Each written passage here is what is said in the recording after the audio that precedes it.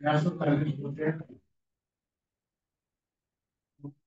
וגם לדבר ויגיד לך, הרבה זמן.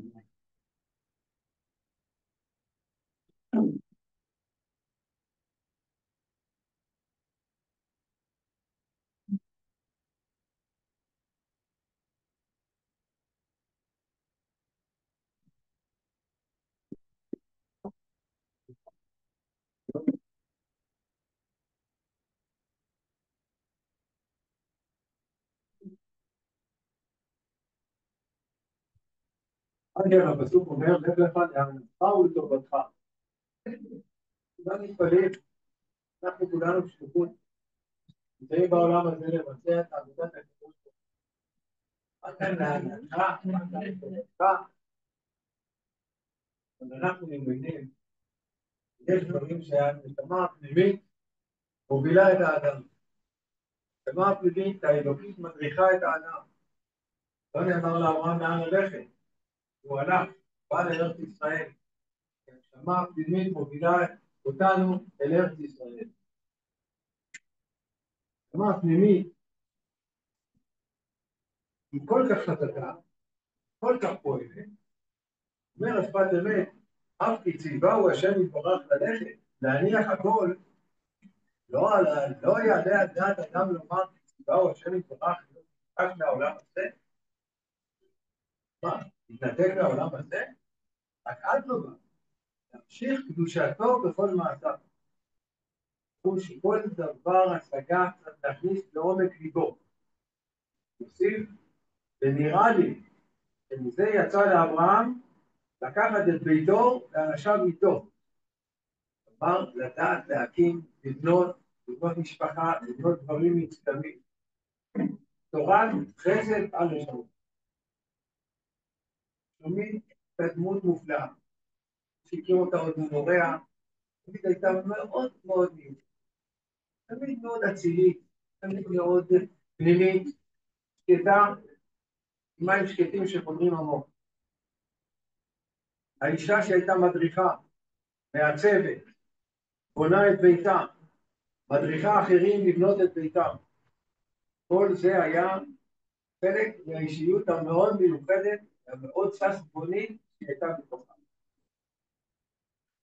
בנתה את ביתה של ישראל הגאון והצדיק, היה גם מיוחד במינו, אבל היא ידעה לקחת ולבנות את הדברים בצורה חכמה, לדעת לבנות, לאזן, להרגיע כל המופלאות הגדולה של גאונים שרצים קדימה בהרבה נושאים, ידעה תמיד ליישב, לבנות, לעשות את כל הדברים שלה בעדינות ובנחמדות שאין כדוגמתה. בערב סוכות התקשרתי, תגיד לה חג שמח, עד צהריים. אמרתי לה שזה השעה שישראל תמיד היה בא אליי הביתה לבדוק את 4 מילים שלו. התקשרתי איתו ואמרתי לה, הגיעה למקום, שמחה מאוד, שלחה לי תמונה מאוד מיוחדת של ישראל, הוא בעצמו בודק את כשהוא בודק את 4 מילים שלו, אמרה לי, תראה איזה זוהר על פניו, תראה איזה קדישה על פניו.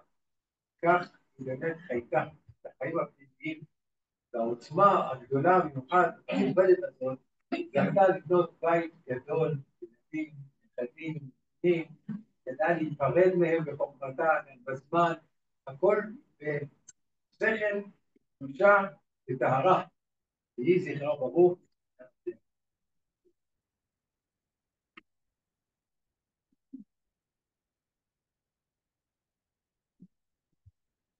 אמא יש 2 אחים, יעקב יאנק, אלחנן, כאן ושמוע.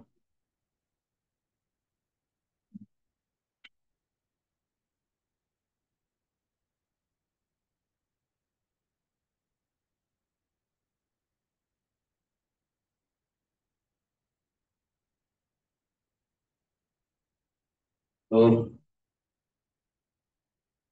לא מתודעת שקשה לקרוא, וגם כשאני ארד לקנטים, תדעת שאני הולך לדבר.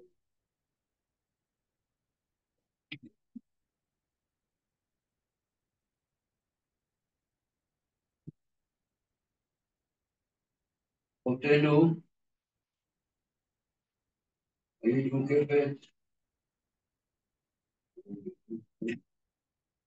היית מוקפת ברגעייך האחרונים, בבנייך שניצבים כשתילי סוסים, ובביתך ששמחה אותה את אבן פוריה. החמה שלנו בראש העולמות, הסתכלה. אנו מלווים את אחותנו בכך. שלומית, זכית להיות בתקומת המדינה והמשפחה, בכפר הנוער הדתי ובכפר סבא. עבור אבא, שלומית הייתה ראשית הגאולה. הכניסני תחת והיי לי אין פתח. כן, שלומית, בת שלומית, אחותנו הבכורה. ואנוכי, אחיך הקטן, הירוקה, השובב בבית הבנה. זרמת איתי ופעלת להרגיע את הוריי, בשתודיו הדיווחים מהמורים על מה שקורה בבית הספר. בחלוף השנים הפכת אותי יחד עם ישראל לדוד של ילדיי, ואנוכי בנאמנות הנחלתי להם את תורת הקונדס.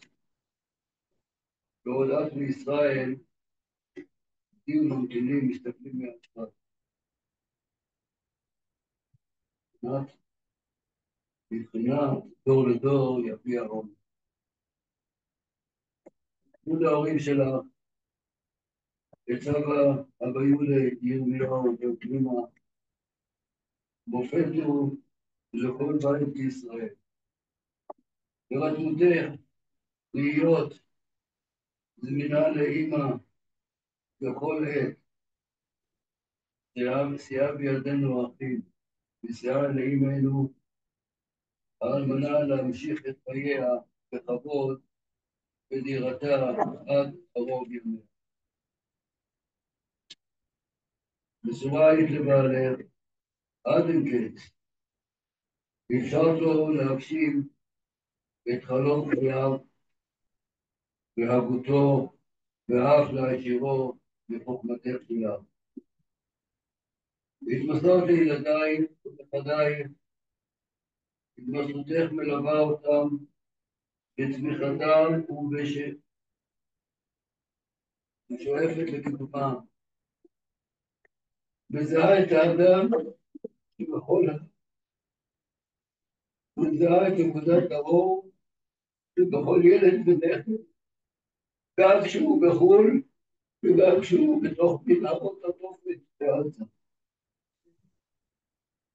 שלומית, את עוף הכל, היודע לקום כל פעם מחדש, לרנן את כנפיו, לפרוס אותם על פני דיווחיו, להתרומם ולהמשיך גם עם כבד מסעה.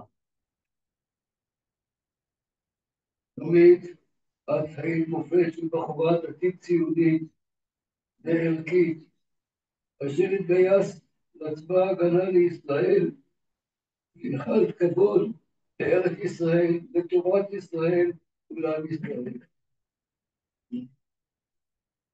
שלומית, את עוברת דירה אל הר הזיתים, מצטרפת לישראל שלך בקרבת הורינו ובני משפחה. בעזרת השם, יבוא משיח צדקנו אל הר המוריה, את תעמדי שם עם דגל ישראל ותכריזי בקול גדול, הנני. אוהבים אותך ונפרדים ממנו. ינק אחי הגדול, ויעל, ושמי שרה אשתי, גם אחי הקטן. הנה שלושה תשובה. אמן.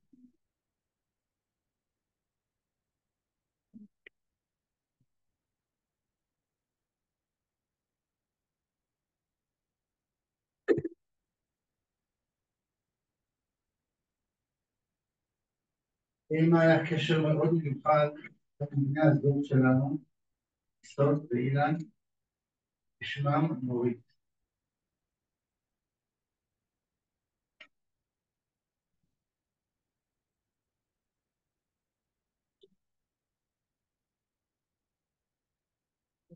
הקלה הראשונה והאחרונה. אני בעיקר רוצה להגיד לסבתא שלי האהובה, תודה.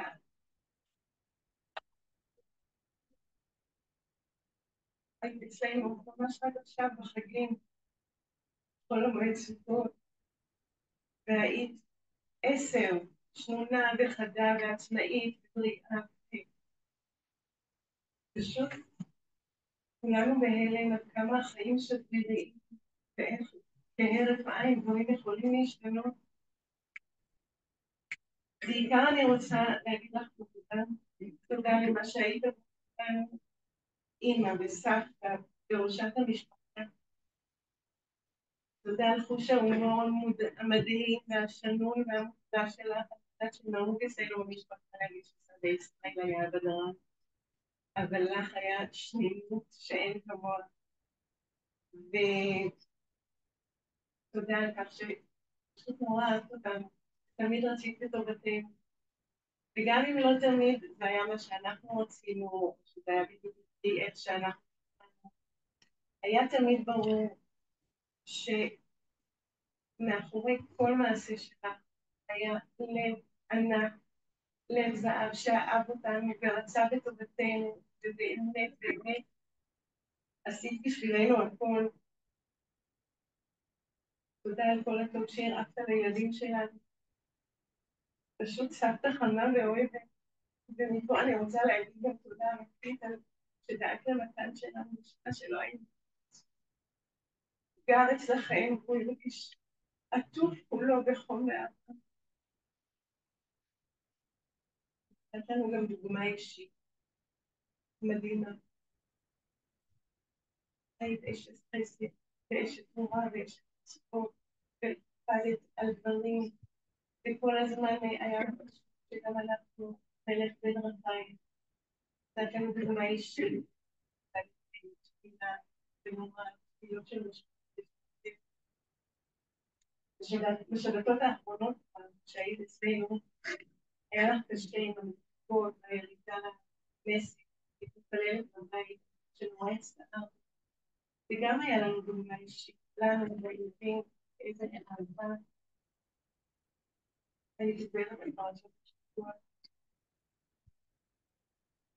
שלא לדבר על החסד שלך, תודה, לתת צדקה במעשר, ותמיד היית מקווה לתת צדקה באמת למי שהאמנתם לארץ חמדה, או לאחת ממיליון החברות שלך, שיש תמיד עשו ולכתוב ובעזרה לבנה. אני רוצה לשתף שחוץ מזה גם סבתא הייתה חולית, הייתה כיפית, היא הייתה שובבה. בקיץ היא ארגנה לנו את השבעה של כל המשפחה, רמה בצפון, וילות בצפון, ונסענו כולנו, וזה חודשיים או חודש לפני, היא מתקשרת אליי ואומרת, אני רוצה שהנדיג שיהיה גם תפוני. היה שם הכל, היה שם כל מה שרק רוצים, דשא גדול, ושולחנות פינג פונג, ובריכה, כל מה שרק רוצים, אבל לא, אני רוצה תפוני. אז שלחתי לה הצעות, אמרתי לה אולי חידה על סוסים, אולי ניסה לכנרת, אולי ניסה שייט, והיא די נכנסה אותי. היא אמרה לי, בדיוק את מה שהיא אמרה, היא אמרה לי, זה משעמם, זה תעשו לי לדעת. אני רוצה משהו. ואז היא שלחה לי פליירים של טיסה ותגריך העולם. ואכן התקשרתי, ואכן אפילו עם זה, והיה פשוט משוגע וכיפי ולצחק, כמו שסבתא רצתה.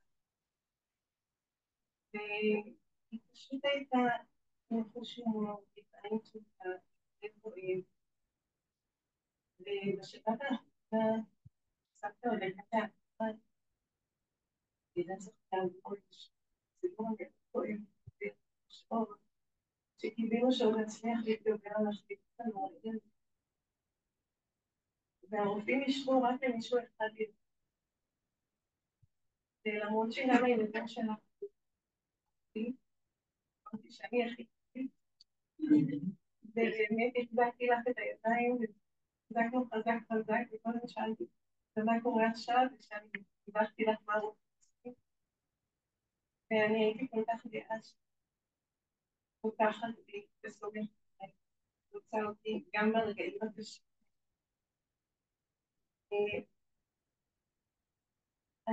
יש לי עוד מיליון דברים להגיד עליי, פשוט אישה מדהימה ואהובה והתגובה, בזאת שלוש שתדעו. אז אני רק אגיד שאני יודעת שהיית פשוט גיבורה ומקסימה עד הרגע האחרון. ותודה לך על כל מה שהיית עבורי ועבור הילדים שלי ועבור כל המשפחה. אני רוצה להתקדם.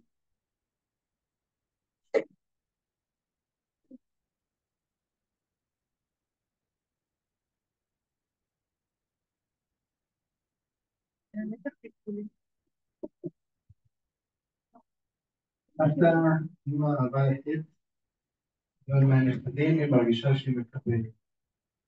רוצה להזמין את הנכדים ידידיה ורננה, נועם ועודד.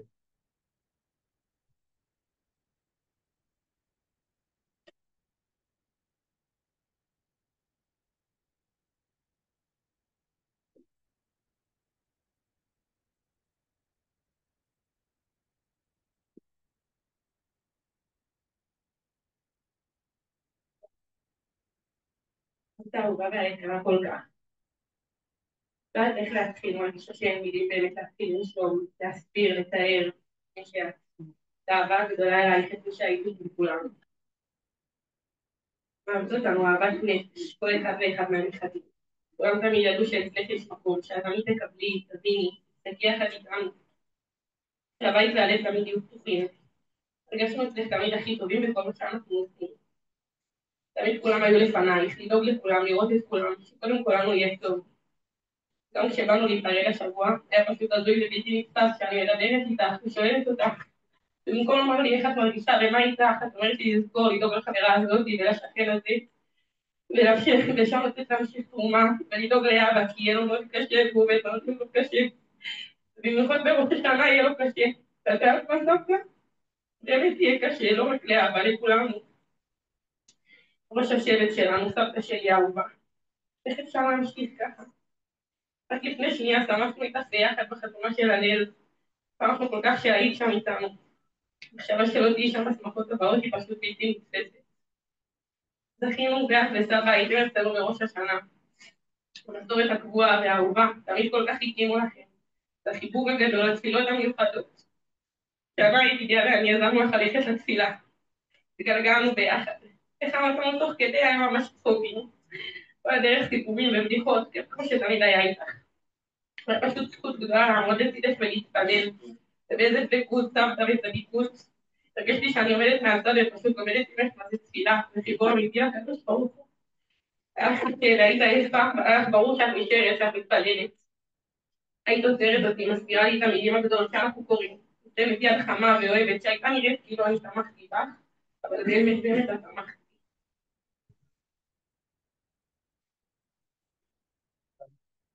טוב, מתפשט, עכשיו סגרים אותך, ונפתח בגודל אהבה. ואיזה הספיק כמה דקות, ויום זה רק גבינו גדולתך עם מצלת בגולים. אבל כן, ננסה להעביר את הדיונים אמת. דבר ראשון, אתה הגש לך את הבית.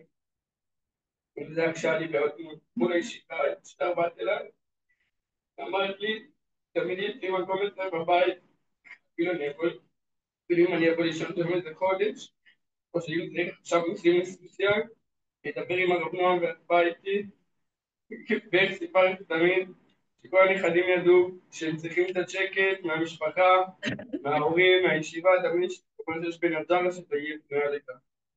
גם אפילו השבוע כשהייתה לרספיי, והיה לך קשה וכואב, כשבאתי לדבר איתך והתחלתי לקרוא, הדבר הראשון שעשית היה לחבק אותי, ועטפת לי ודאגת לי, וכאילו, אני בכלל באתי לדאוג לך, ואיך בסוף גם כשאת שוכבת בבית חולים, את קודם כל דואגת לאחרים, אז היית הסבתא.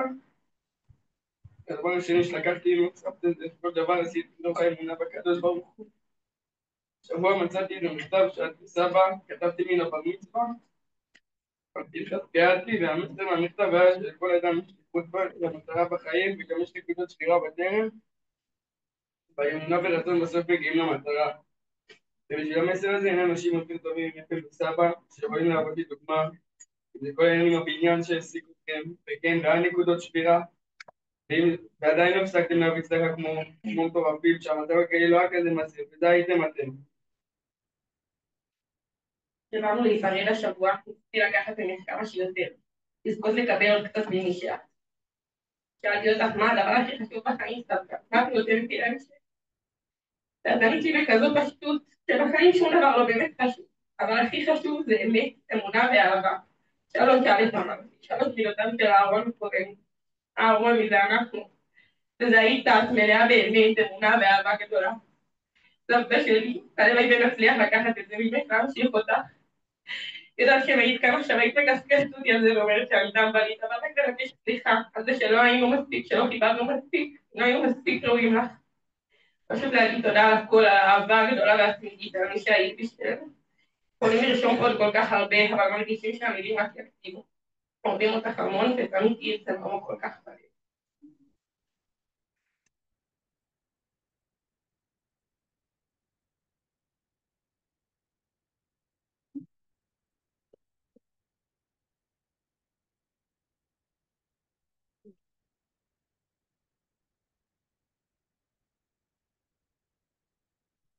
והסבתא, נראה לי שאף פעם לא אמרתי לך שאתה, כלומר אמרתי, אבל לא במילים.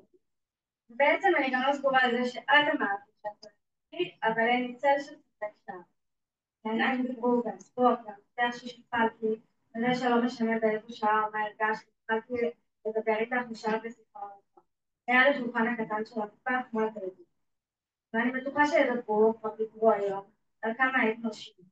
של משפחה, של אמת, אוהבת אלוהים ואדם, נאמנה לאחרים ולעקרונות שלה, צינית ומפסיקה ממש. ואפשר לדבר על זה שעות, ואני אדבר על נקודה אחת שדומה מאוד. אחרי שסבא נפטר היה לך קשה ברמות. מסיבות מובנות, אהבת אותו מאוד, הוא היה שותף לתעצום התאומים שלך, וגם השאיר לך רק נעליים מאוד גדולות. אבל ההתמודדות שלך מדי הייתה ברור. כתבתי את עצמך כל כך מהר והעברתי לה את התמודדות, נתת מקום לרגש והקצת על הדאגות. והרשת לעצמך להיות חשובה. באיזה אומץ זה, באיזו אישה צריך לקרות, בשביל לעמוד איתנה גם באירוע קשה. להודות בקושי, להגיד דמעה, ולהישאר קושי. תודה סבתא על ההשוואה והזמן להיות.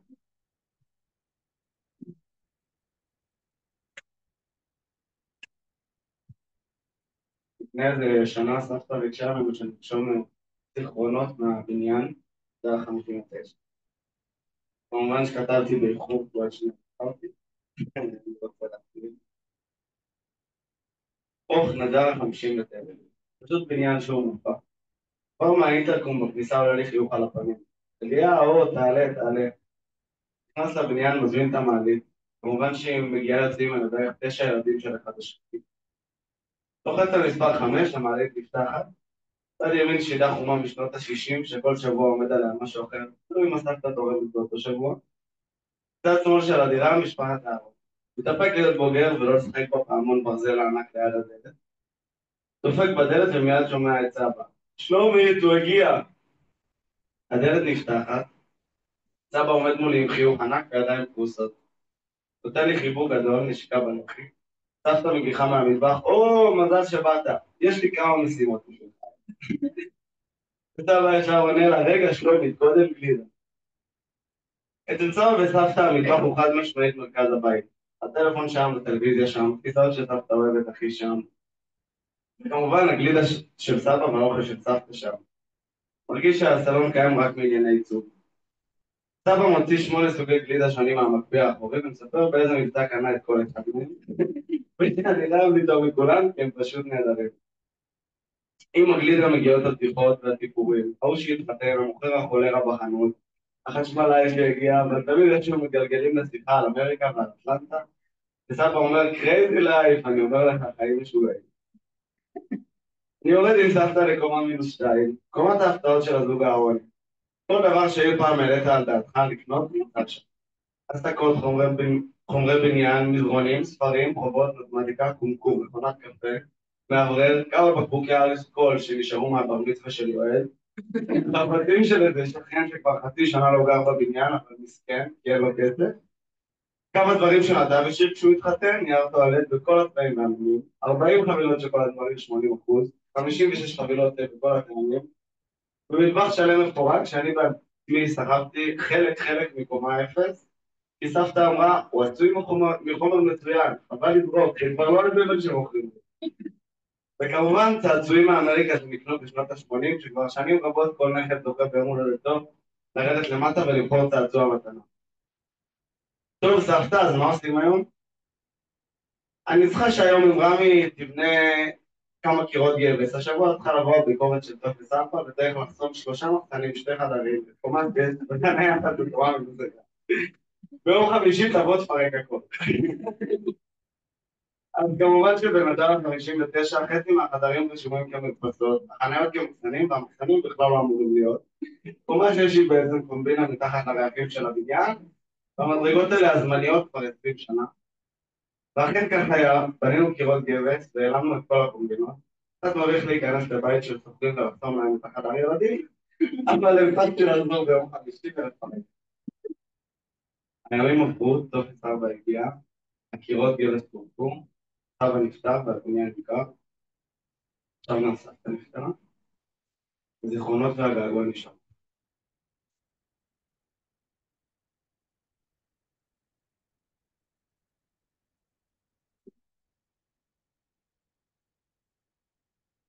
אז רק תרצה. לי ולסבתא הם מחביאים מישהו. הטוב כותב לי. לא כי צריך אותם.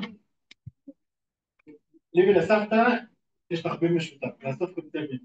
לא כי צריך אותם, אלא קיים מחיר טוב, או שזה לא המוצרי להשאיר. אפילו ניסו לקבוע זמן לתחנות האלה. לפני בערך חודש. לפני בערך חודש. הגעתי באיזה 12 בלילה לישון בדירה שלך.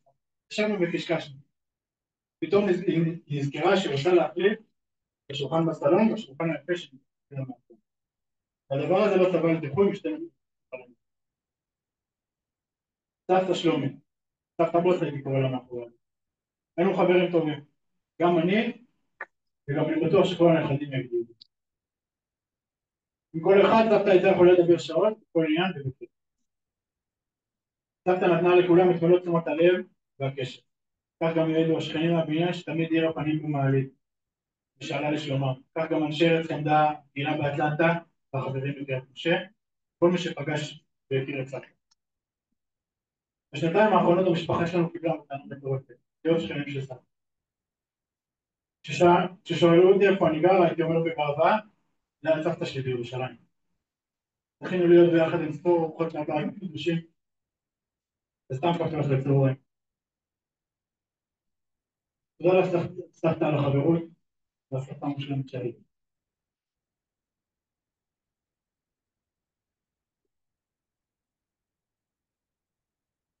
אבא ואמא יצרו משפחה מגובשת, הם האחים הקטנים של אמא, יואל ונדב.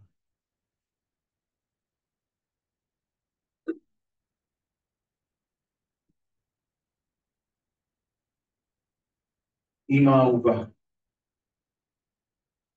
כי אבי ואמי הסבון, שרנו יתומים. בכל יום הקפדתי לקרוא פרקי תהילים, כך סיפרת לנו לפני לכתך. לזכר אבא שותפך למסע, שמאז לכתו לא ידעת מנוח בסופן. וזכר טל חיים נכדך אהוב, שמשהו ממך הלך כלום אשר עזב את העולם. לזכרו של יונתן דויטש השם ייקום דמו, הנכד של חיים ושר, שגם את ידעת להפוך אותם לחלק מהמשפחה. כזאת תמיד היית אימא.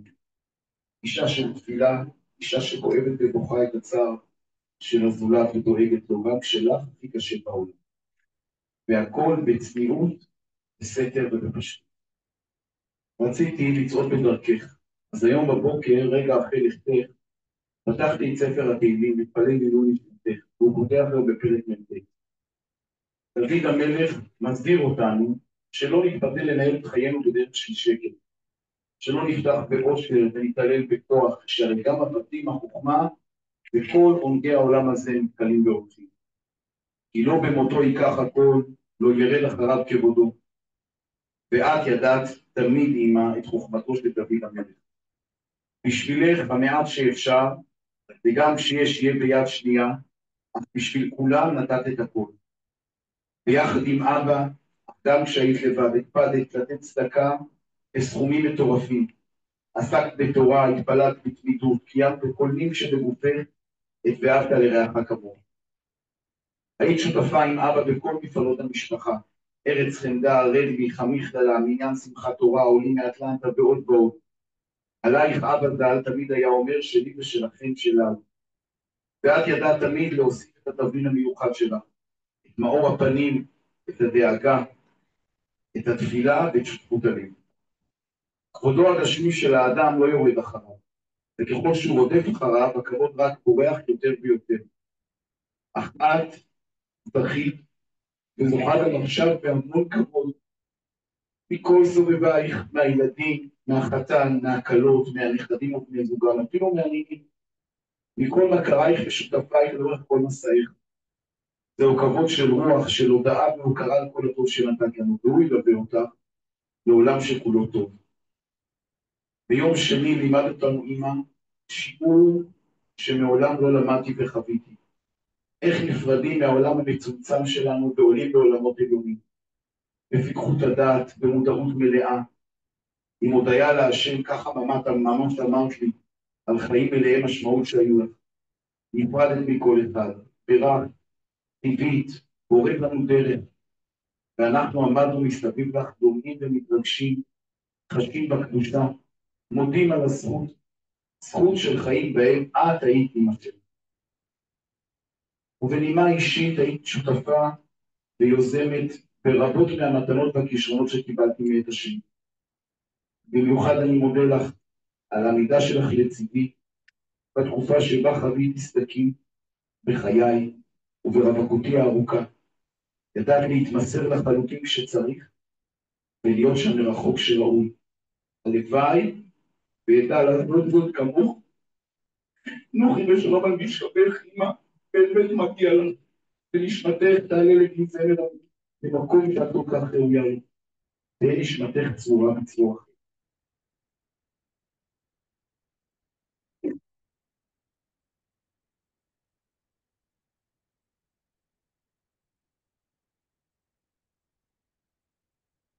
אני מסיים לפני כניסת השבת. אני ארשה לעצמי קצת זיכרונות ילדות. קודם כל אמא באמת ידעה, אמא, אחד הזיכרונות זה שאמא ישבה איתנו, שיעורי בית לא לכם שלא, לא היה לנו קל. ככה, וגם אם זו נראה ככה, וידעה לשבת, אמא שלא אהבתי לעשות שיעורי בית, וידענו להתיישב, אבל אני נורא רעב, טוב, אז אני אביא לך את התפוח לידך, אני צריך ללכת לחדד את העיפרון, ואז להביא את המחבר, לא, אני אביא לך, רק תשב, ובזכות זה גם אני וגם האחים, כל אחד עם האתגרים שלו, ובחלק מהמקרים ממש זה היה הצלה בלחשות. ומצד שני, פעם שאחד המורים פיק לי סתירה, אז היא הלכה לבית ספר ועשתה שם מהומות, היא אמרה, אני מגנה על הילדים. אמא הייתה נועזת. אני רק אספר שביום שהתאשפזנו בחדר מיון, היא קיבלה איזה טלפון, ואמרה, תראו, אני לא יכולה להגיע, והתברר שהזמינה טיול ג'יפים לעצמה ולאחד הנכדים. היה טיול ג'יפים של סבתות שמישהו יזם, אמרה, תראה, לא ילך הפעם, בעזרת השם אחרי. כשלפני 50 שנה כמעט, כשהיינו ילדים, היינו באטלנטה, ופתאום אמרתי, אתה יודע מה, יש איזה חוג ציור, ובוא תלך, זה היה משהו שאולי לא אני הייתי חושב עליו, פעם בשבוע הייתי נוסע באופניים לאיזה מישהי מהקהילה היהודית בשם ברברה, ושם ציירנו בצבע שמן, אני הייתי הבן היחיד בקבוצה, ועד היום יש ציור שמן אחד אצלנו בבית, זכר לאותם ימים, כיוון שזו יצירה חד פעמית, אני חושב שגם לא יש לה ערך. וכשהייתי בצבא, היה פעם אחת שעשיתי משהו לא לפי ההוראות, שאני לא מתחרט עליו, וקיבלתי עונש להישאר איזו תקופה, ואמא אמרה, לא יכול להיות שאני חודש וחצי לא אראה את הבן שלי, ויום אחד, לא היה פלאפונים, לא היה זה, ויום אחד היא הופיעה, היינו אז בגוש קטיף, ביישוב גדיד, ופתאום אמא הופיעה.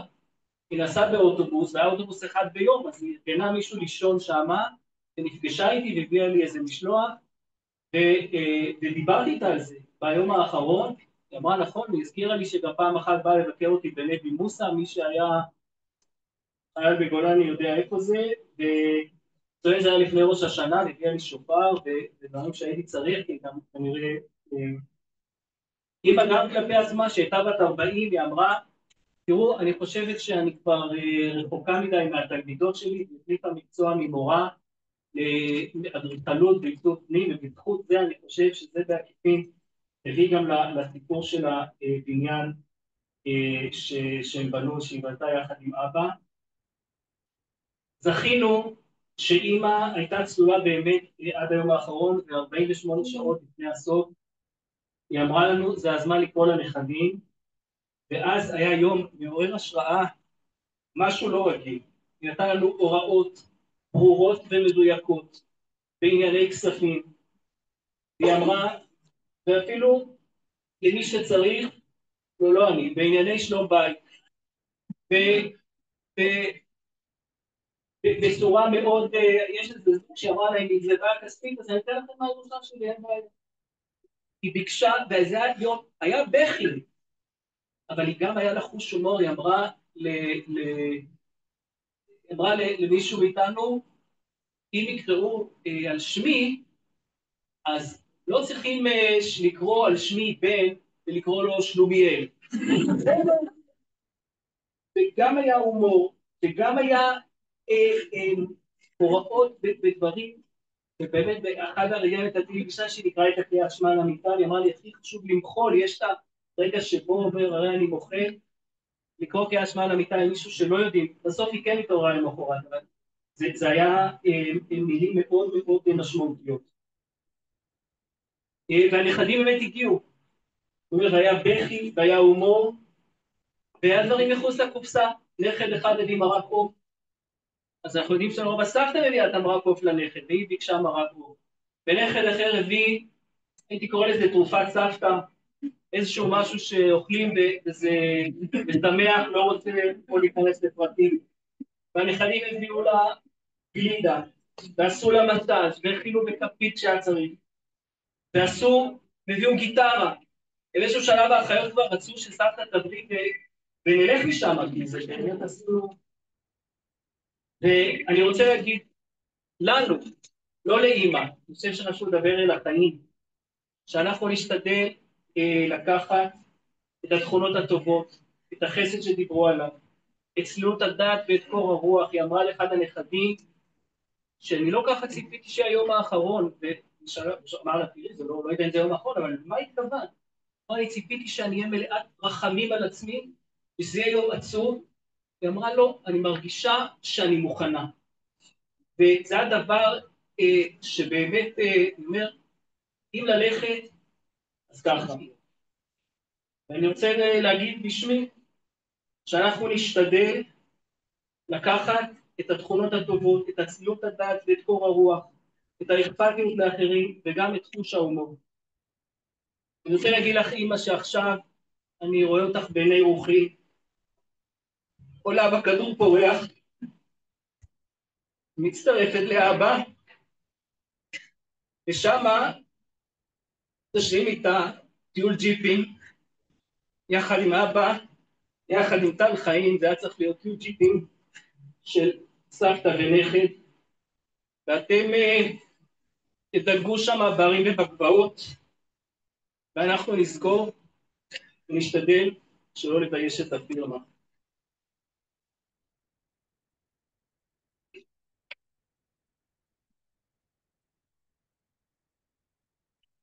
תודה לכולם, אנחנו נצא עוד מעט להלוויה.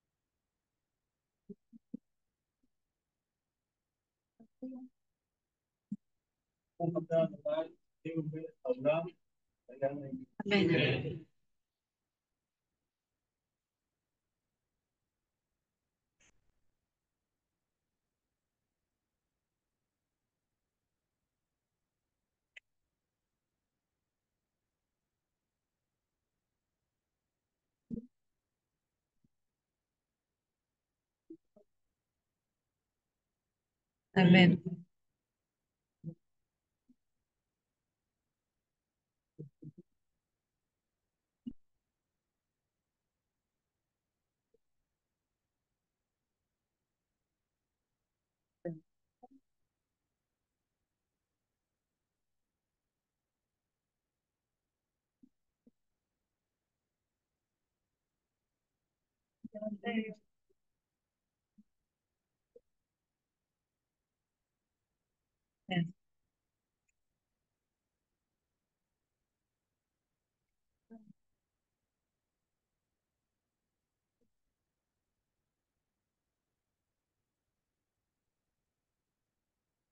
אמן.